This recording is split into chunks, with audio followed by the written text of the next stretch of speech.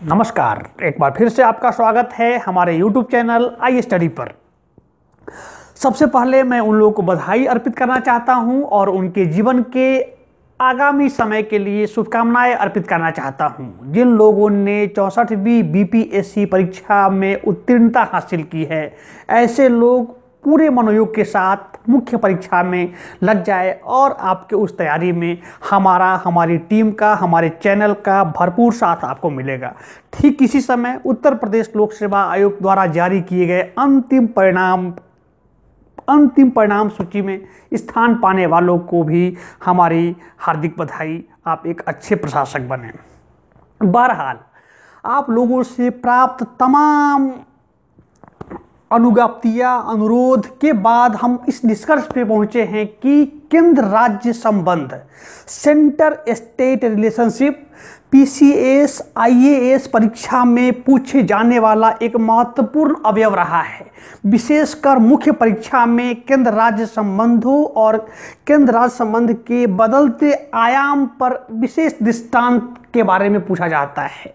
ऐसे में आज की कक्षा में हमने तय किया है कि केंद्र राज्य संबंध का ओरिजिन, सेंटर क्या होता है, यूनियन क्या होता है, कॉन्फेडरेशन क्या होता है, संघीय ढांचा क्या होता है, सहकारी संघवाद क्या होता है, अंतर्राज्यीय जल विवाद क्या है, वित्त आयोग क्या होता है, उसकी संरचना क्या है, प्रशासनिक संबंध क्या होता है, आपातकाल उपबंध जो है भारत के संविधान का भाग 18 उसके अंतर्गत राष्ट्रपति शासन क्या होता है। इन तमाम पहलुओं पे, तमाम दृष्टांतों पे आज हम एक जीवंत चर्चा प्रस्तुत करेंगे।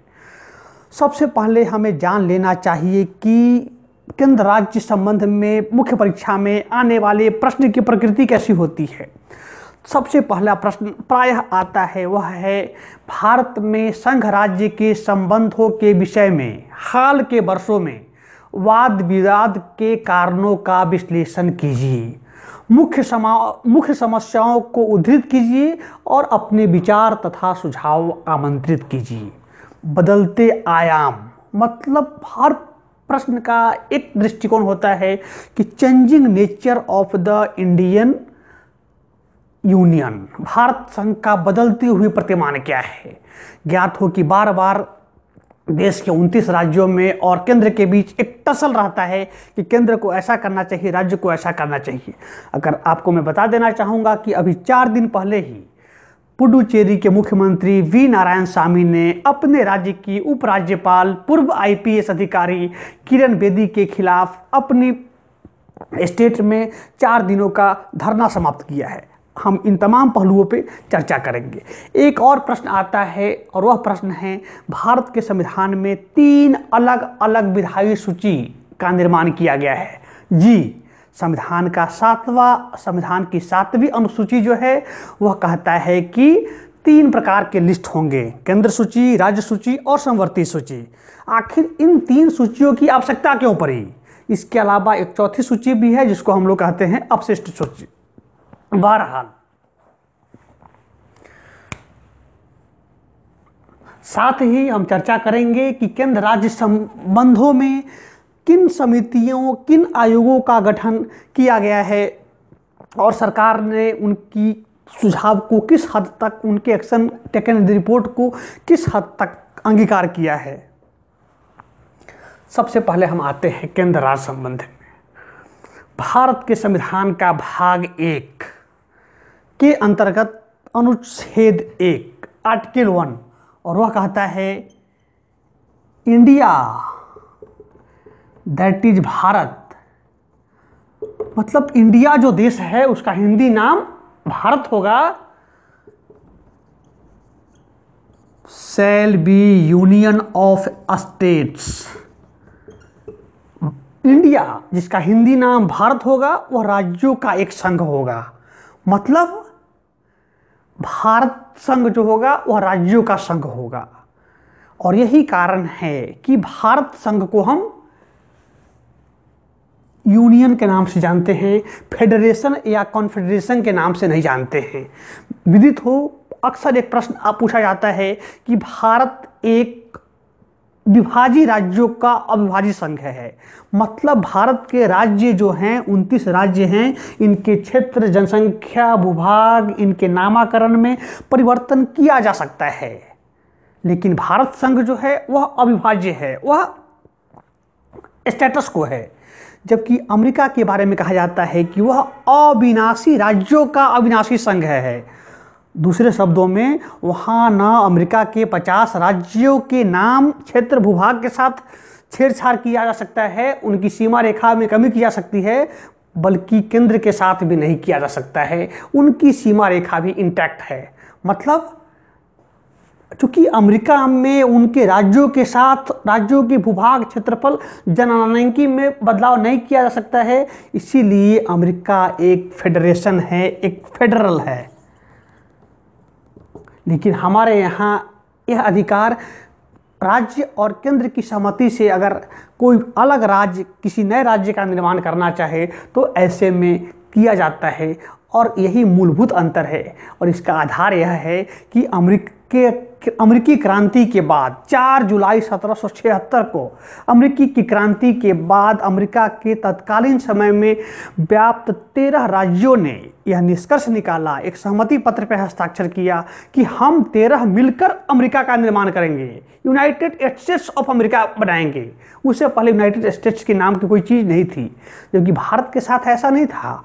भारत विश्व मानचित्र पे एक देश हुआ करता था। यह दूसरी बात है कि यह 565 अलग अलग रियासतों में बंटा हुआ था। ऐसे में भारत के एकीकरण के समय यहाँ राज्य और केंद्र के बीच कोई समझौता नहीं हुआ। हाँ, एक समझौता जरूर हुआ, और उसी समझौते का परिणाम है आर्टिकल 370, जो तत्कालीन जम्मू कश्मीर के राजा, डोगरा वंश के राजा हरि सिंह और भारत सरकार के बीच समझौता संपन्न होने पर जम्मू कश्मीर राज्य को कुछ विशेषाधिकार संपन्न बनाया गया था, और उसी का परिणाम है आर्टिकल 370। देश के बाकी हिस्सों से उसका कोई सरोकार नहीं है।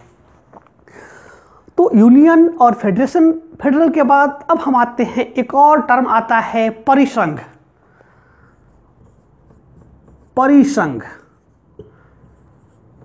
कॉन्फेडरेशन। दरअसल यह एक व्यापारिक अवधारणा है। अक्सर हम लोग पढ़ते हैं, आप लोगों ने भी सुना होगा कि देश में कुछ व्यापार संगठन है, जैसे कि ASSOCHAM, associate chambers, CII, confederation of Indian industrialist, FICCI, DICCI, PHD, Punjab Haryana Delhi chamber of commerce. ये तमाम जो संस्थाएं हैं ये कही जाती हैं परिसंघ। तो आमतौर पे राजनीतिक में इसका व्यवहार नहीं होता है, लेकिन विगत दिनों में देखा गया है, विशेषकर उदारीकरण की व्यवस्था आने के बाद, कि कुछ राष्ट्र आपस में व्यापारिक हितों को बढ़ावा देने के लिए कॉन्फेडरेशन बनाते हैं। और मौजूदा दौर में, समकालिक समय में, कॉन्फेडरेशन सिस्टम का सबसे बड़ा उदाहरण है CIS, Commonwealth of Independent State. जी हाँ, जिसे हम राष्ट्रकुल के देश कहते हैं। यहाँ फिर मैं एक चीज़ चेतावनी देना चाहूँगा, चेतावनी मतलब आप लोगों को अलर्ट करना चाहूँगा कि राष्ट्रकुल को राष्ट्रमंडल से कंफ्यूज नहीं करना है। CIS, Commonwealth of independent states, यह उन 15 राज्यों का समागम है, सम्मेलन है, जो 25 सितंबर 1990 को सोवियत गणराज्य रूस के तत्कालीन राष्ट्रपति मिखाइल गोर्बाचोव द्वारा दिए गए नीति पेरेस्ट्रोइका और ग्लासनोस्त के बाद एक तरह से USSR में शीत युद्ध का अंत हुआ था। और ऐसे में 15 देशों ने अलग हटकर, सोवियत गणराज्य से अलग हटकर, एक नए प्रकार का परिसंघ बनाने का काम किया था, जिसे हम कहते हैं CIS, और उसका मुख्यालय बेलारूस की राजधानी मिन्स्क में है। मतलब केंद्र, संघ और परिसंघ। यहाँ मैं एक चीज़ और स्पष्ट कर देना चाहूँगा, बाद में भी उसका जिक्र होगा। भारत सरकार द्वारा वर्ष 1983 में सर्वोच्च न्यायालय के मुख्य न्यायाधीश रंजीत सिंह सरकारिया आयोग का 3 सदस्यीय रंजीत सिंह सरकारिया आयोग का गठन किया गया था। और सरकारिया आयोग ने अपने प्रतिवेदन में कहा था, सरकार को अपने एक्शन टेकन रिपोर्ट में उसने कहा था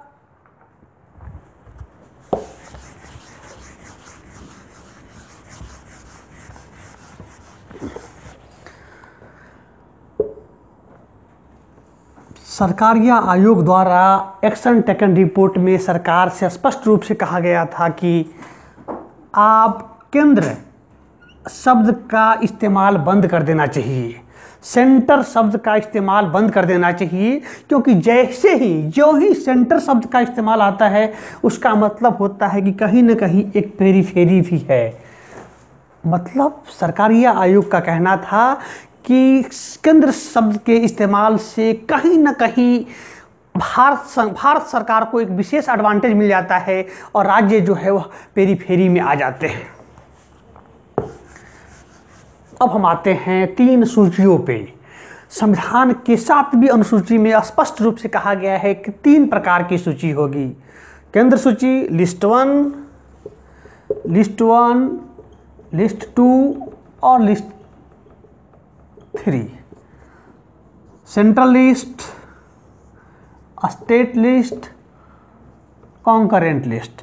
मूल रूप से 97 विषय हुआ करते थे सेंट्रल लिस्ट में, जिसे आज बढ़ाकर 102 कर दी गई है। स्टेट लिस्ट में 66 विषय थे जो कि घटकर 61 हो गए हैं, जबकि समवर्ती सूची की विषयों की संख्या 47 से 52 हो चुकी है।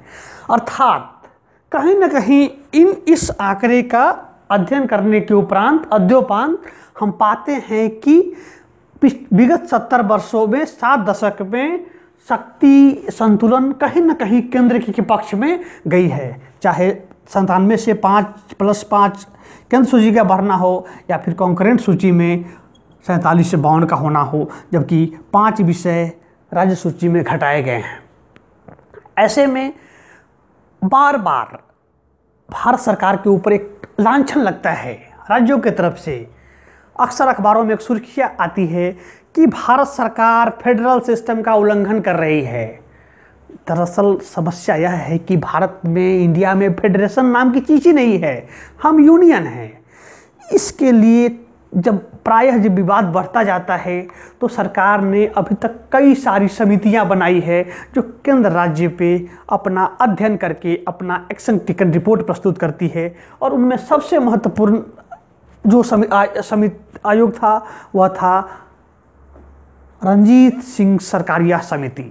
इसके अलावा भगवान दयाल समिति, राजमन्नार समिति, मदन मोहन पुंछी समिति, ARC मतलब प्रशासनिक सुधार आयोग फर्स्ट और प्रशासनिक सुधार आयोग सेकंड जैसे तमाम समिति आयोग ने समय समय पे अपना प्रतिवेदन भारत सरकार को सौंपा है।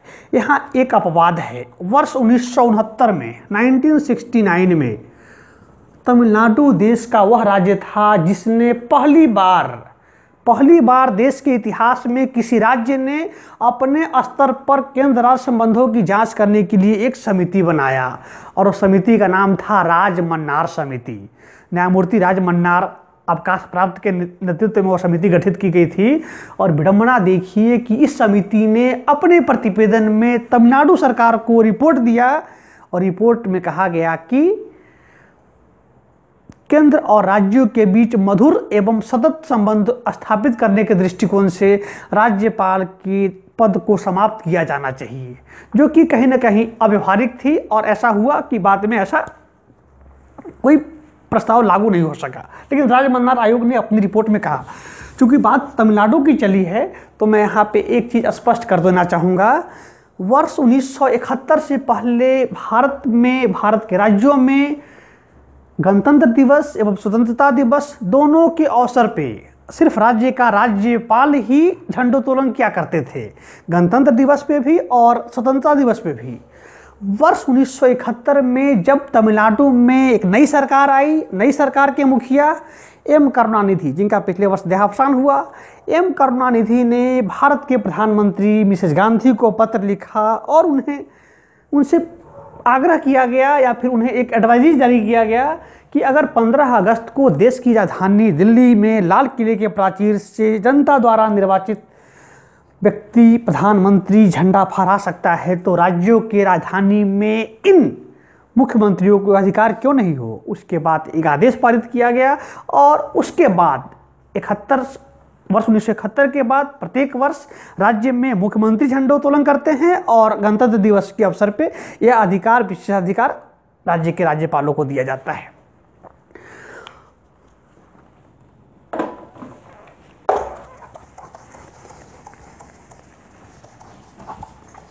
अब प्रश्न है कि केंद्र राज्य में विवाद किस प्रकार के हैं, विवाद का चरित्र क्या है।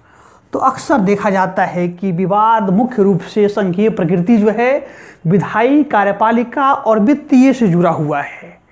सबसे पहले हम जिक्र करते हैं केंद्र राज्य के बीच विधायी उपबंधों को लेकर। हमारे संविधान के अनुच्छेद 365 और 356 अत्यधिक महत्वपूर्ण है। 365 और 356। 365 अनुच्छेद कहता है कि जब कभी राज्य को ऐसा लगेगा कि राज्य का विधि व्यवस्था शांतिपूर्ण ढंग से कुशलतापूर्वक नहीं संचालित किया जा रहा है तो ऐसे स्थिति में राज्यपाल भारत सरकार के गृह मंत्रालय के मार्फत देश के राष्ट्रपति को एक प्रतिवेदन देगा, एक रिपोर्ट देगा कि यहाँ का विधि व्यवस्था सही सुचारू ढंग से नहीं चल रहा है। ऐसे में यहाँ आर्टिकल 356 का इस्तेमाल किया जा सकता है। विदित हो कि 356 एक सामान्य कानून नहीं है। संविधान के भाग 18 में 352 से लेकर 360 तक का प्रावधान है और यह उपबंध हमने तत्कालीन जर्मनी के वाइमर संविधान से लिया हुआ है। 352 अनुच्छेद कहता है इमरजेंसी, आंतरिक आधार को छोड़कर देश में आपातकाल लागू करना। आर्टिकल 356 कहता है किसी विशेष राज्य विशेष में प्रशासनिक फेलुअर की स्थिति में या शासन मुख्यमंत्री न बनने की स्थिति में इसका इस्तेमाल किया सकता है। विदित हो कि इस देश में अब तक 110 बार से अधिक राष्ट्रपति शासन लागू किए जा चुके हैं। पहली बार वर्ष 1971 में लाला गोपीचंद भार्गव की सरकार को, जो कि पेप्सू तत्कालीन Patiala and east Punjab state union के मुख्यमंत्री थे, उनके कार्यकाल में राष्ट्रपति शासन का इस्तेमाल किया गया था। तो यह एक विशेष उपबंध है। संविधान निर्माण के समय बाबा साहब अम्बेडकर ने, संविधान निर्माता ने कल्पना किया था कि आर्टिकल 356 एक सेफ्टी बल्ब की तरह रहेगा। जिस प्रकार प्रेशर कुकर में एक सेफ्टी बल्ब होता है, उसी प्रकार जरूरत पड़ने पे बहुत rarest of the rare case में इसका इस्तेमाल किया जा सकता है। तो बहरहाल तो विधायी संबंध है वह केंद्र और राज्य के बीच कहता है कि राज्य में राष्ट्रपति शासन का न्यूनतम प्रयोग होना चाहिए। क्यों? क्योंकि हर राज्य की जनता जनादेश देकर मुख्यमंत्री का चयन करती है, निर्वाचित सुनिश्चित करती है।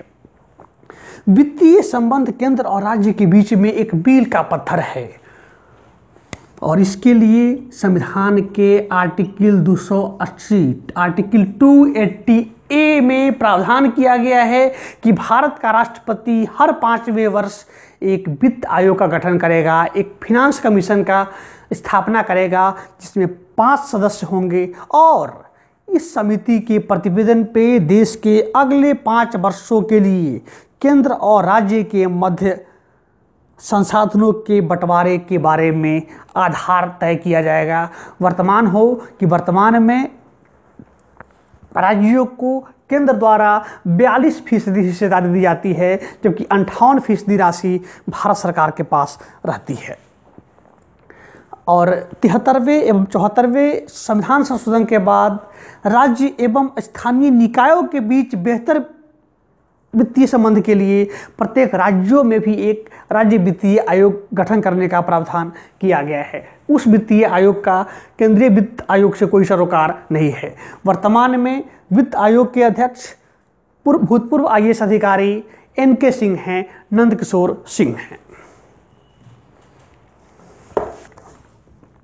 इस प्रकार केंद्र राज्य के बीच वित्तीय संबंध एक मील का पत्थर स्थापित करता है। इसके अलावा जो सबसे महत्वपूर्ण फैक्टर राज्य और केंद्र के बीच आता है वह होता है अंतर्राज्यीय जल विवाद, इंटर स्टेट वाटर डिस्प्यूट। और इसके लिए भारत के संविधान के अनुच्छेद 262 में प्रावधान किया गया है। जल संबंधी समस्याओं के निपटारे के लिए मसले किसी भी न्यायालय में, उच्च न्यायालय या सर्वोच्च न्यायालय में प्रथम दृष्टया नहीं भेजे जाते हैं। प्रावधान किया गया है कि ऐसा निर्णय नदी जल विवाद के स्थिति में एक ट्रिब्यूनल का गठन किया जाएगा, एक अधिकरण का गठन किया जाएगा और इस अधिकरण की अध्यक्षता सर्वोच्च न्यायालय का न्यायाधीश या सेवानिवृत्त न्यायाधीश करेगा। ज्ञात हो कि वर्ष 1974 में कावेरी नदी को लेकर तत्कालीन मैसूर और मद्रास प्रोविंस के बीच जो समझौते 1924 में हुए थे 50 वर्ष के लिए, उसकी मियाद जब 1974 में पूरी होती है तो ऐसे में कावेरी नदी के बहने वाले तमाम चारों राइपेरियन स्टेट्स के बीच एक द्वंद्व पैदा हो जाता है। और ऐसे में भारत सरकार द्वारा NK सिंह की अध्यक्षता में कावेरी वाटर डिस्प्यूट ट्रिब्यूनल का गठन किया जाता है और इस ट्रिब्यूनल का निर्णय आने के बाद आनुपातिक रूप से वर्षा के दिनों में, सूखे के दिनों में किस राज्य के पास कितना क्यूबिक फीट पानी जाएगा उसका निर्धारण किया गया। यहाँ एक चीज़ ध्यान देने योग्य है कि नदी जल विवाद में ट्रिब्यूनल के द्वारा दिए गए डिसीजन को अवार्ड कहा जाता है, इन्हें डिक्री नहीं कहा जाता है। आमतौर पे न्यायपालिका के फैसले को डिक्री बोलते हैं जबकि ट्रिब्यूनल के फैसलों को अवार्ड बोलते हैं। क्योंकि इस अवार्ड को, इस ट्रिब्यूनल को सर्वोच्च न्यायालय का मैंडेट प्राप्त होता है, उसका आदेश प्राप्त होता है, इसीलिए उनके फैसले को अनंतिम फैसला माना जाता है। आजकल एक विवाद चल रहा है, सिंधु नदी जल विवाद। ज्ञात हो कि सिंधु नदी की जो समस्या है, विवाद है, वह अंतर्राष्ट्रीय है। भारत और पाकिस्तान के बीच का सतलज, रावी, चनाब, नीलम झेलम को लेकर विवाद चल रहा है। सिंधु नदी समझौता 19 नवंबर 1960 को भारत के प्रथम प्रधानमंत्री, तत्कालीन प्रधानमंत्री पंडित नेहरू एवं उनके पाकिस्तानी समकक्ष सैनिक शासक मोहम्मद अयूब खां के बीच पाकिस्तान के कराची में संपन्न हुआ था। तो बहरहाल नदी जल विवाद भारत के विभिन्न राज्यों के बीच एक समस्या रहा है, चाहे वह कावेरी नदी रही हो या फिर केन बेतवा रहा हो। इसी दौरान कभी कभी एक प्रोजेक्ट आता है भारत सरकार द्वारा, वह है नदी जोड़ो प्लान, नदी जोड़ो योजना। वर्ष 2002 में भारत सरकार ने तत्कालीन मंत्री सुरेश प्रभु द्वारा एक प्रपोजल दिया गया था, अमृत क्रांति योजना। उसके तहत देश की तमाम नदियों को जोड़ने का प्रस्ताव था। बाद में पाया गया कि यह निर्णय फलीभूत ही हो, सार्थक ही हो, इस बात की गारंटी नहीं दी जा सकती है। मौजूदा दौर में इस प्रस्ताव को ठंडे बस्ते में रख दिया गया है।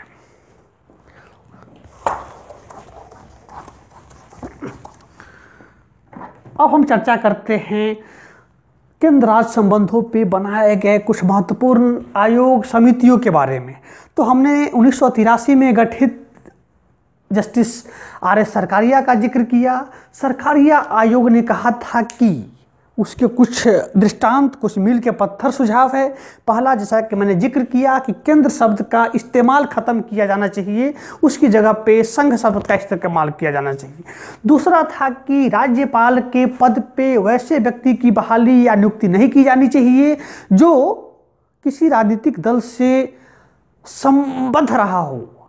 साथ ही राज्यपालों की नियुक्ति से पहले संबंधित राज्य के मुख्यमंत्री को विश्वास में लिया जाना चाहिए। इस प्रकार यह प्रयास किया गया कि केंद्र और राज्य सहकारिता की भावना से शासन करे। मतलब एक कोऑपरेटिव फेडरलिज्म, कोऑपरेटिव नेचर का संबंध हो, दोनों एक दूसरे को प्रतिद्वंदी न समझे, केंद्र और राज्य विदित हो कि भारत की केंद्र सरकार राज्यों के सरकार को शक्ति प्रदान नहीं करती है, अपितु भारत का संविधान है, विधि का नियम है और उनके शक्ति का स्रोत अर्थात भारत संघ और भारत के राज्यों के शक्ति का स्रोत भारत का संविधान है, संविधान की अनुसूचियां हैं।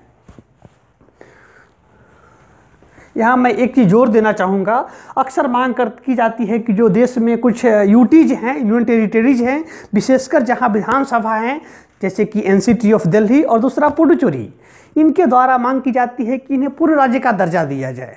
तो दरअसल पूर्ण राज्य का दर्जा प्राप्त करने के लिए राज्य के पास पुलिस एवं राज्य के पास जमीन पे अपना नियंत्रण होना चाहिए। तो 1 से लेके 61 सेकेंड लिस्ट में जो 61 विषय दिए गए हैं, उनमें यूटीज के पास पहला लैंड ऑर्डर और दूसरा पुलिस और 18वां लैंड, कानून व्यवस्था, पुलिस और जमीन पे राज्य सरकार का हक नहीं होता है, उस पे केंद्र द्वारा निर्णय किया जाता है। दिल्ली के बारे में लैंड ऑर्डर, पुलिस का अधिकार जहां दिल्ली पुलिस को है, जो कि भारत सरकार के गृह मंत्रालय के मातहत काम करती है, जबकि दिल्ली की ज़मीन पे दिल्ली डेवलपमेंट अथॉरिटी, जो कि housing and urban affairs ministry के अंतर्गत आती है, उस पर काम किया जाता है।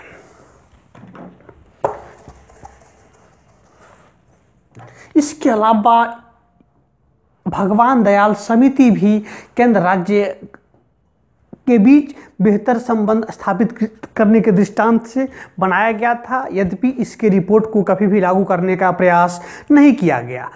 वर्ष 2007 में तत्कालीन डॉक्टर मनमोहन सिंह के नेतृत्व वाली संयुक्त प्रगतिशील गठबंधन सरकार द्वारा सर्वोच्च न्यायालय के अवकाश प्राप्त मुख्य न्यायाधीश मदन मोहन पुंछी की अध्यक्षता में एक समिति बनाई गई थी और पुंछी आयोग ने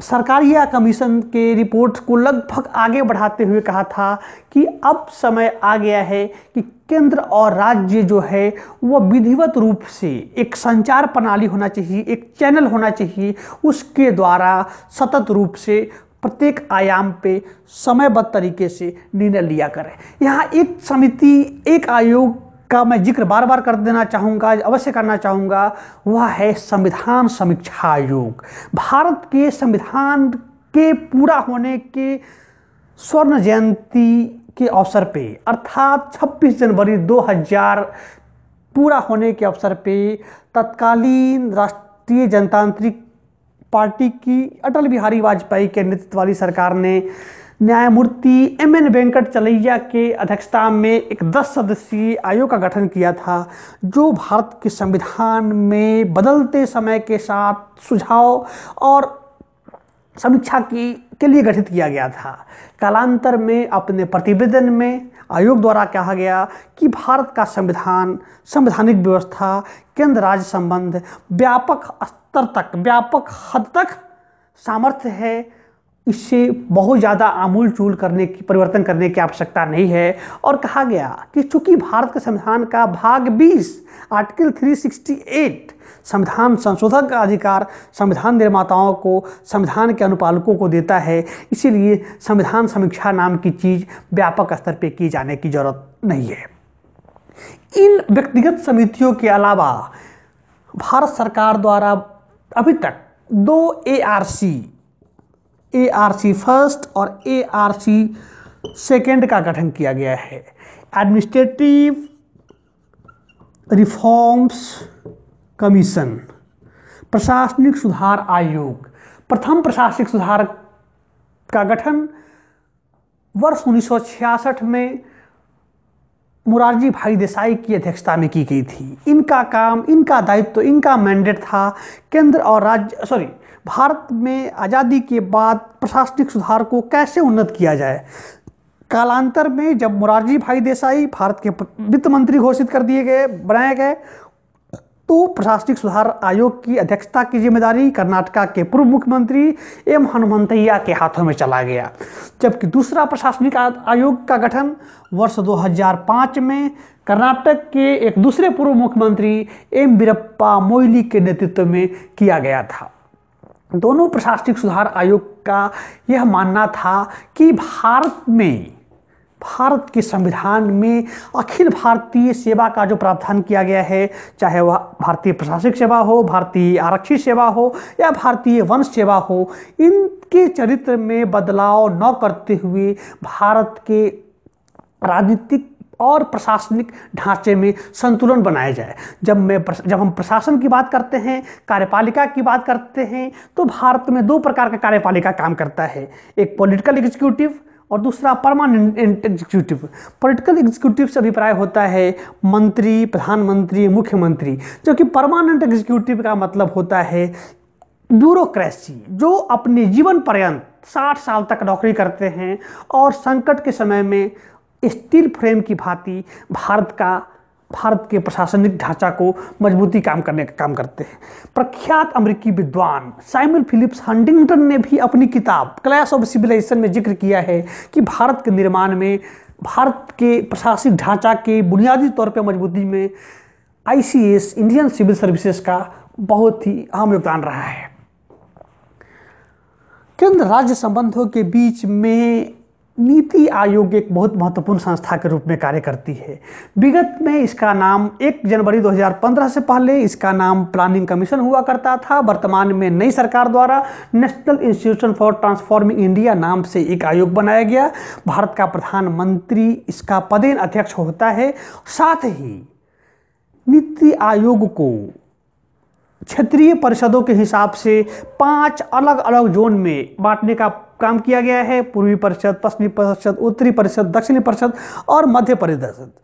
एक नई पहल जो नीति आयोग द्वारा की गई है वह की गई है कि भारत में केंद्र राज्य संबंधों की दिशा में मजबूती के लिए राज्य के बीच भी संबंध मजबूत होने चाहिए। एक नई अवधारणा है, केंद्र राज्य के साथ साथ राज्य और राज्यों के मध्य भी संबंध बेहतर होनी चाहिए। और इसी के आलोक में नीति आयोग का प्रस्ताव आया है कि अखिल भारतीय सेवा में कि अधिकारियों को जो कैडर दिया जाए वह राज्यवार कैडर न दिया जाकर वो क्षेत्रीय आधार पे, क्षेत्रीय परिषद के आधार पे कैडर दिया जाए, ताकि भारत की विविधता, भारत की एकता को और ज़्यादा प्रज्वलित किया जा सके। नीति आयोग के अनुमोदन में के साथ साथ एक अन्य महत्वपूर्ण संस्था है जो केंद्र राज्य संबंध में महत्वपूर्ण भूमिका निभाती है, वह है NDC, नेशनल डेवलपमेंट काउंसिल, राष्ट्रीय विकास परिषद। इसका गठन 6 अगस्त 1952 को किया गया था। अर्थात नीति आयोग एवं राष्ट्रीय विकास परिषद एक दूसरे के साथ नीति निर्माण में और पूर्व के समय में योजना निर्माण में महत्वपूर्ण भूमिका का निर्वहन करते हैं। एक और संस्था का मैं जिक्र करना चाहूँगा और वह संस्था है NIC, नेशनल इंटीग्रेटेड काउंसिल। 1961 में भारत सरकार द्वारा राष्ट्रीय एकता परिषद की स्थापना की गई थी और इसका उद्देश्य था कि केंद्र राज्य के बीच बेहतर संबंध हो। इसके लिए ज़रूरी है कि लोगों के बीच एक बेहतरी संबंध हो। धर्म के नाम पे, भाईचारा के नाम पे, जाति के नाम पे लोगों में जो तरह तरह के विभेदकारी और फंडामेंटलिज्म चीज़ें सौंपने का प्रयास किया जाता है, उसके खंडन के लिए प्रधानमंत्री नेहरू द्वारा अक्टूबर 1961 में राष्ट्रीय एकता परिषद का गठन किया गया। और इसके पीछे दर्शन था कि जिस मंतव्य के साथ हमने 15 अगस्त 1947 को मध्य रात्रि में नियति के साथ साक्षात्कार किया था, भारतीय संघ का कल्पना किया था, उसकी भावना को साकार किया जा सके। तो अंतिम रूप से कहा जा सकता है कि भारत में केंद्र और राज्य भारत के संविधान के 2 आँखें हैं। आप यह नहीं पूछ सकते हैं कि आपकी दोनों में से कौन सी आँखें ज़्यादा व्यवहारिक है। ऐसे में विविधता में एकता, और जैसा कि प्रख्यात विद्वान वीएस नायपॉल ने अपनी किताब द मिलियन म्यूटिनीज में लिखा है कि जिस देश में प्रतिदिन हजारों लाखों की संख्या में झगड़े फसाद जैसी घटनाएं होती हो, उस देश में इसकी विविधता को संरक्षित किया जाना ही राज्य और केंद्र के लिए एक अस्थायित्व के रूप में काम किया जा सकता है। संक्षेप में कह सकते हैं कि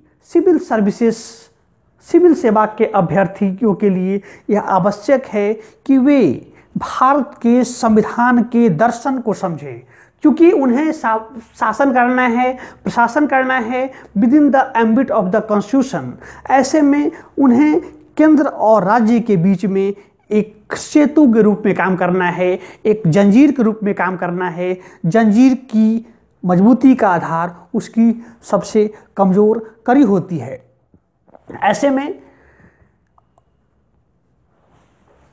एक सिविल सर्वेंट से अपेक्षा की जाती है कि वे परीक्षा में न सिर्फ केंद्र राज्य संबंध के ऊपर आए गए प्रश्नों का हल करें, अपितु वह भारत के दर्शन को समझने के लिए, आइडिया ऑफ इंडिया को समझने के लिए, आखिर प्रशासनिक व्यवस्था क्यों बनाई गई, संविधान में अफसरशाही को स्थायी रूप से पद सृजित क्यों किया गया, उस लिहाज से केंद्र राज्य संबंध न सिर्फ अंकदायी है अपितु भारत की तासीर को, भारत संघ के प्रकृति को समझने के लिए भी एक महत्वपूर्ण है। तो मैं आशा करता हूं कि प्रश्न भविष्य में जो भी आएगा, लेकिन उसका मुख्य चरित्र यही रहेगा कि सहकारी संघवाद क्या होता है, यूनियन क्या है, फेडरेशन क्या है, फेडरलिज्म क्या है, वित्तीय संबंध क्या होते हैं, कार्यपालिका संबंध क्या होते हैं, नदी जल विवाद क्या है, एआरसी क्या होता है, नीति आयोग क्या है, राष्ट्रीय इंटीग्रेशन काउंसिल क्या है। तो इस प्रकार हम लोगों ने आज के क्लास में केंद्र राज्य संबंध पर चर्चा किया है। अगले अंक में हम किसी अन्य टॉपिक पे आप लोगों के समक्ष प्रस्तुत होंगे। तब तक के लिए धन्यवाद, नमस्कार। एक चीज़ और आप लोगों से फिर मैं गुजारिश करता हूं कि आप लोग को, चूंकि पीटी का रिजल्ट आ चुका है, मुख्य परीक्षा 2 महीना में होने वाला है, ऐसे में आप लोग अपने सुझाव हमें दें ताकि उस आधार पे हम सुनिश्चित कर सकें कि आपके लिए कौन सा टॉपिक ज़्यादा व्यवहारिक है। धन्यवाद।